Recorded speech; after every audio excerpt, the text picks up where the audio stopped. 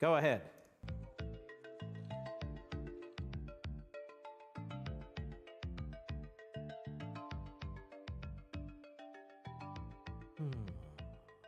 I mean, you have his own National Security Council staff members, senior officials who see readouts of what happened. They call the CIA director. Stop. His own national security officials see the readout.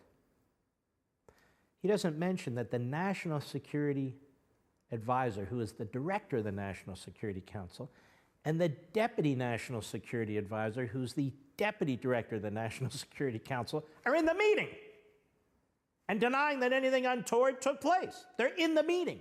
They don't need to read a transcript. They were there for the discussion in real time. Reminds me of James Clapper going on TV talking about what took place at the dinner between Trump and Comey. He wasn't there. Go ahead.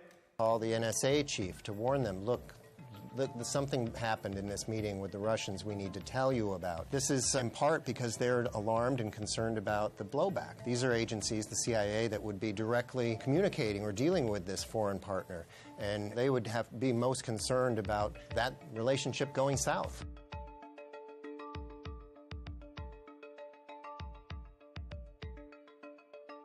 So stop. So Trump tweets today, as president, I wanted to share with Russia in an openly scheduled White House meeting, which I have the absolute right to do, which he does as president of the United States, facts pertaining to terrorism and airline flight safety, humanitarian reasons, plus I want Russia to greatly step up their fight against ISIS and terrorism. There's absolutely nothing wrong with that. Go ahead.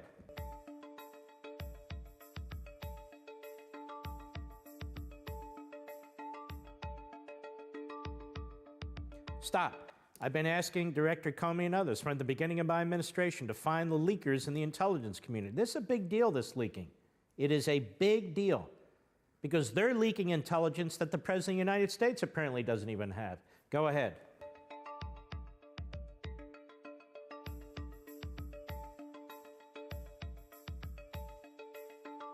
Well, that's nice of the Washington Post. Oh, the President has broad authority, making his leaks unlikely a matter of a legal problem. Of course, Hillary Clinton's leaks, where she didn't have broad authority, they barely even covered. Serial violations of the Espionage Act, and they didn't care. The grand hypocrisy of the left is really hard to stomach. The grand hypocrisy of the media, really, really hard to stomach. Here is the McMaster statement denying that information was shared from yesterday. Go ahead. There's nothing that the president takes more seriously than the security of the American people. The story that came out tonight, as reported, is false. The president and the foreign minister reviewed a range of common threats to our two countries, including threats to civil aviation. At no time were intelligence sources or methods discussed. And the president did not disclose any military operations that were not already publicly known. Two other senior officials who were present, including the Secretary of State, remember the meeting the same way and have said so. Their on-the-record accounts should outweigh those of anonymous sources. And I was in the room. It didn't happen. Thanks, everybody. Thank you. There are reporters, even reporters I know, which really aren't many, who are trying to parse this. Well, he said sources and methods, and well, if we're not talking about sources and methods, then what are we talking about? We're not talking about specific details, and what are we talking about? Because most of this stuff is available, as I'm going to prove to you in a minute.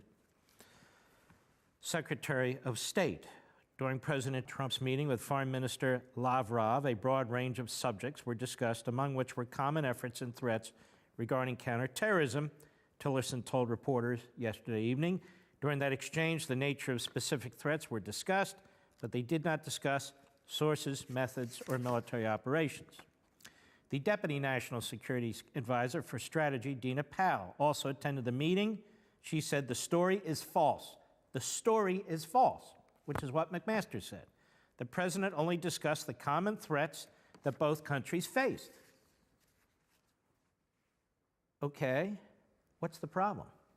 Oh, Mark, you don't understand. I don't understand what? I don't think these people are going to put their reputations and names on the line. I mean, I don't believe there's a transcript of the meeting, but there are extensive notes taken during the course of this meeting. And then we have the headlines that follow, of course, the left-wing kook headlines. Let's take a look at some of those. The Washington Post. Trump revealed highly classified information to Russian diplomats. Salon, which is a really left-wing hack website. Trump, criminal or stupid. The New York Times, Trump revealed highly classified intelligence to Russia. In break with ally, officials say. Next. MSNBC, White House defends Trump after leak bombshell. Washington Post, Trump revealed classified information in Russia meeting. Flashback, Trump blasted Clinton over classified information. Maddow, there's little precedent for Trump's reported leak to Russians. Next. Boston Globe, Trump aides try to limit fallout from report on classified info. You would think it's World War III. You would think we've been attacked. Huffington Post, Trump, so what if I did? Occupy Democrats. White House staffers are in full panic mode. Next. CNN. Trump defends absolute right to share with Russia.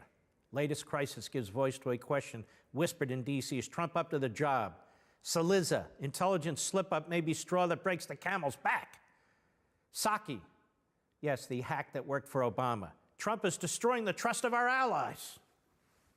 At least we still have allies under Trump. Then, of course, we have Bob Corker, who's on CNN. This guy's a disgrace from day one, the chairman of the Senate Foreign Affairs Committee, who sold us out in the Iran deal, who undermined the treaty clause of the Constitution. The left-wing hack media always run to Corker and McCain and a handful of others. But Corker gives them everything they want. And then in the same appearance, you have Dershowitz. My God, this is the worst thing a president of the United States has ever done. And what did he do exactly, Professor? Check this out. Go. Senator Corker has just come out and spoken, obviously chairman of the Foreign Relations Committee, and he has said they are in a downward spiral right now and have got to figure out a way to come to grips with all that's happening. That's a pretty strong statement and a stunning statement from someone who had been rather an ally of this White House. You might expect to hear from a Democrat. Now, this guy on the right, as you'll recall, used to be a foreign policy advisor, a political appointee to Barack Obama. Now he's dressed up as a reporter. Of course, on the left is Dershowitz, the left-wing professor every conservative likes to quote, except when they don't like to quote him. Go. But not a very senior Republican who has been very sparing in his criticism of the Trump administration through the campaign and now. This is the most serious charge ever made against a sitting president. Let's not minimize it. Comey is in the waste basket of history. Everything else is off the table. This is the most serious charge ever made against a sitting president of the United States. Let's not underestimate it. The charge of what? Did he reveal classified information? Specifically, what classified information did he reveal that he wasn't able to talk about? I really want to know. And I'm sure that will be leaked one day. But ladies and gentlemen, I want to take you to a piece in Heavy.com. This is quite a website. I'm a big fan of this website. It's by Tom Cleary. Let's take some time and go through this a little bit. They write, intelligence the U.S. gained from a partner about the threat of ISIS and other terrorists using laptops to conceal explosives on planes is at the center of reports that President Donald Trump discussed highly classified information with Russian diplomats during a meeting last week. The U.S. and its allies have been reacting to recent intelligence that the so-called Islamic State and other terror groups have been working on developing ways to get laptop bombs past airport security and into airplane cabins, leading to a ban on laptops and other devices on carry-on baggage on some flights from the Middle East to the U.S. CNN reported it in March. Current and former U.S. officials told the Washington Post Trump revealed code word information. Code word information. And my source tells me, I hope they're right, and Mr. McMaster today said Trump didn't have code word information. Isn't that what they said? He didn't have code word information. And revealed more information to the Russian ambassador than we have shared with our allies about the laptop bomb threat, the source told the Post. The revelation jeopardized a critical source of intelligence on the Islamic State, the newspaper reports. According to the Post, Trump revealed the information during the meeting while appearing to boast about his insider knowledge of a threat to the Western world from ISIS involving the potential use of laptops to conceal explosives on airplanes. I get real intel. I have people brief me on great intel every day, Trump told the Russian ambassador. According to the Post, Trump then revealed aspects of the threat that the U.S. has learned through espionage capabilities of a key player. As President Trump is allowed to declassify information, the Post reports, the White House has said the Post's report is false. McMaster says it's false. Powell said it's false. People in the meeting.